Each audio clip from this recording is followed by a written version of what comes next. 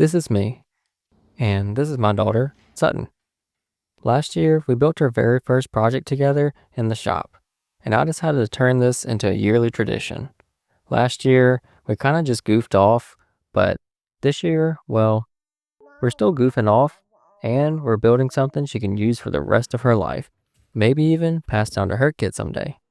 Oh, and we've got a big secret to share later in this video. Now let's get to work. The plan.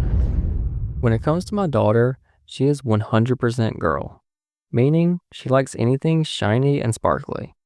I thought the perfect project for us to make would be a jewelry box. And of course, I'm going to include Sutton as much as possible along the way.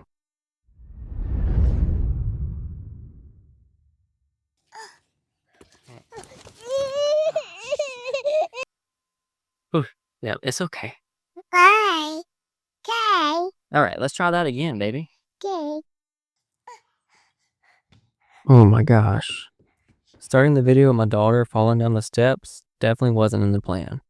But she shook it off well and handled it like a champ. The first thing we need to do is get the wood that we're going to be using for this project. For this, Sutton was more than happy to lend a helping hand.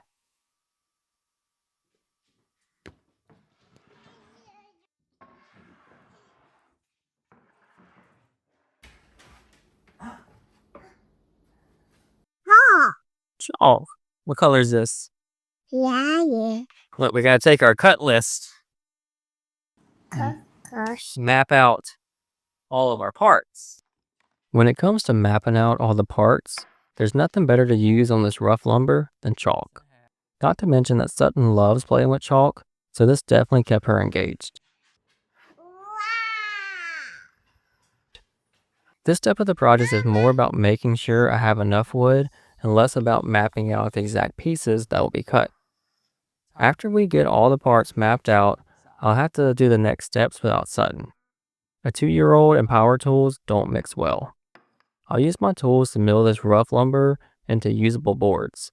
And then from those boards, I'll cut all the parts that will be used to make this jewelry box.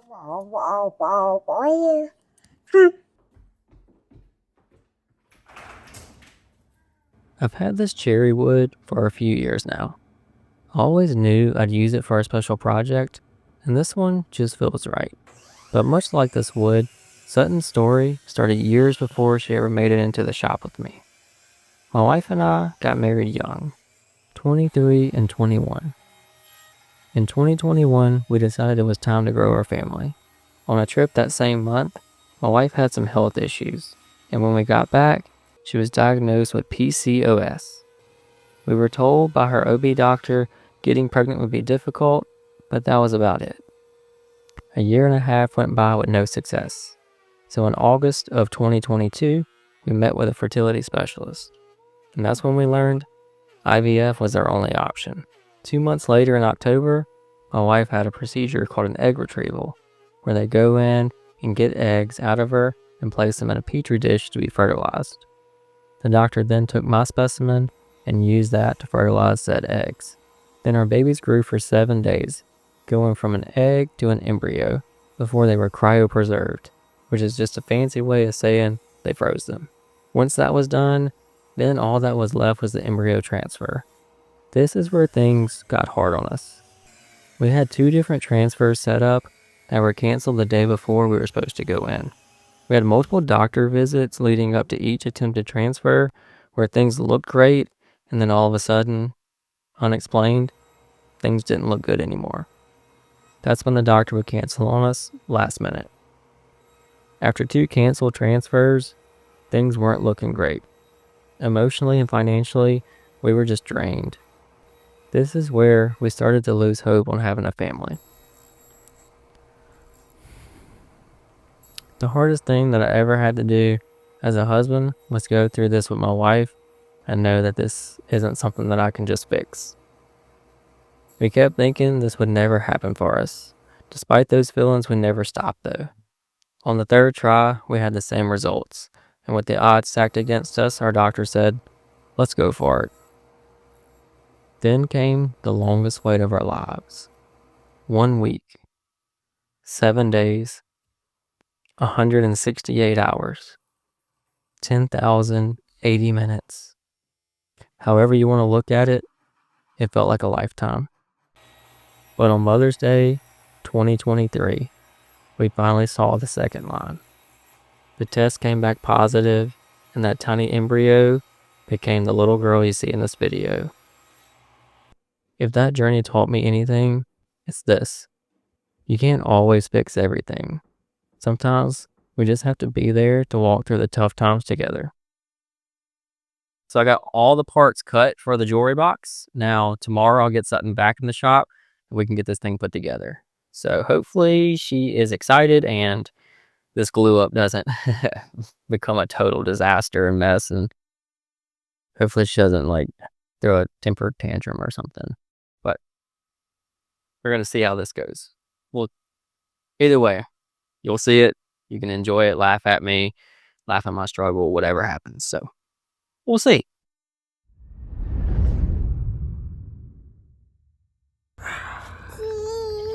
Cheese. All right, let's go in the shop. Shop. Let's go to the shop. I wear it down? Yeah. There you go.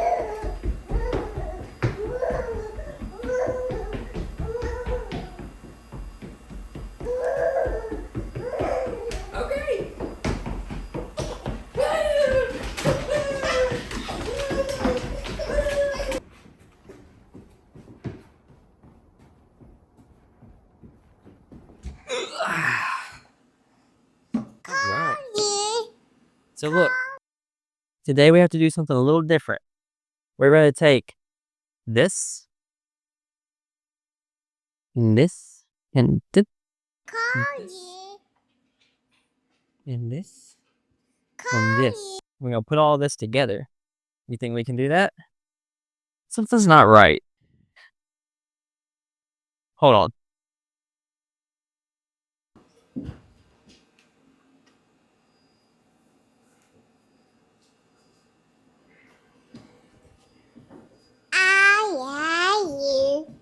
All right, that's better. Now we match. High five. Yeah. Whoa. And then we need some of this. Now, if you've ever built anything before, you know that things tend to get pretty chaotic in the glue up. All the pieces that fit perfectly without glue on them suddenly don't fit anymore with glue on them. As I make this video every year, I think back and reflect on all the chaos that happened throughout the year. Maybe it's the ER nurse and my wife and I, but we tend to thrive in chaos.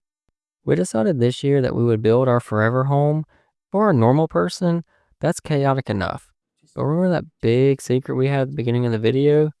Well, if building a house wasn't chaotic enough, on 10/10/2025, we introduced the world to Sutton's little brother, our son, Jude Dale Boyd. So when it comes to chaos, we tend to thrive. And if that's not enough, we have one more thing to add to it. You want to tell everybody about our surprise? About the chaos that we just added? You want to show them our new puppy? All right, let's do it. We're going to show you our new dog. Come on, dude. Okay, go.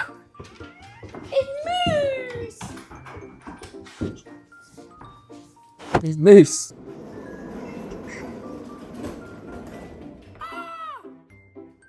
You're crazy.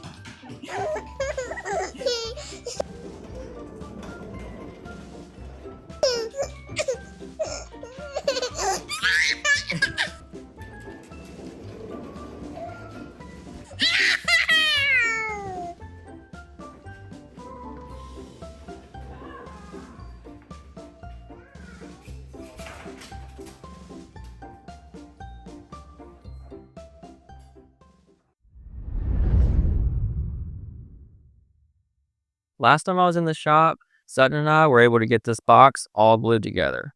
Tonight, I'm out here by myself to turn this box into something super special. Now, I do have a few ideas of some things that I want to try, but nothing is set in stone yet. So we're just going to kind of get started and see where it takes us. Once I transform this box into something super special, I'm going to get Sutton back out here to do the big reveal. But I have a lot of work to do before we can get to that point, so let's get started. Now we make this look like a real heirloom. My ideas are, I want to add a shelf, a finger notch to lift the lid easier, a shadow line, some kind of laser engraving, and then a decorative design feature. The shelf is simple.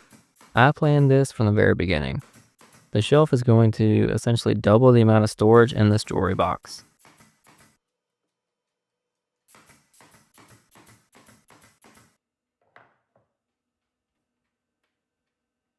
My original plan for a design feature was a huge fail, so I had to pivot and go to plan B. I started by rounding over all the corners of the box, then used this double round over pointy bit thing in the router table to make a reeded corner detail. This actually came out way better than I expected and lined up perfectly with the half laps on the sides. For the finger notch to make the lid easier to open, I came up with a few designs. This one ended up being my favorite, but it felt too big. So I made it smaller and it was just right.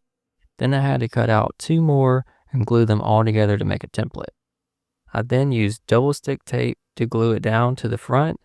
Then to finish it off, I took a rabbiting bit to add that notch detail.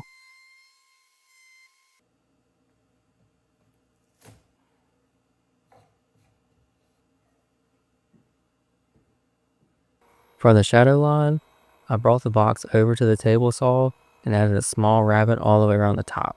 And this just helps add some texture to the box.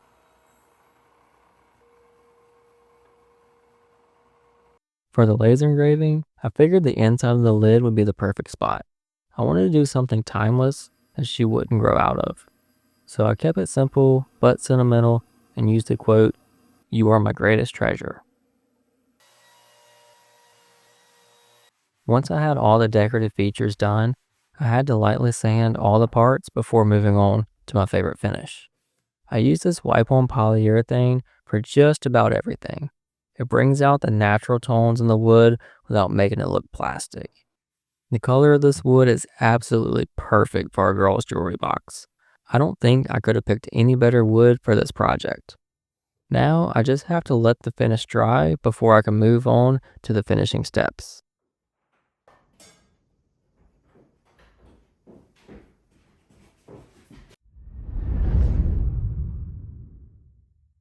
Today's a day that I have been so excited for.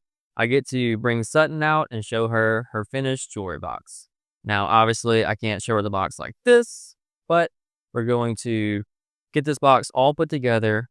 We're going to get the hinges on, add the organizers, and then I'm going to bring the whole family out and do the big reveal for everybody. So let's get this box all put together.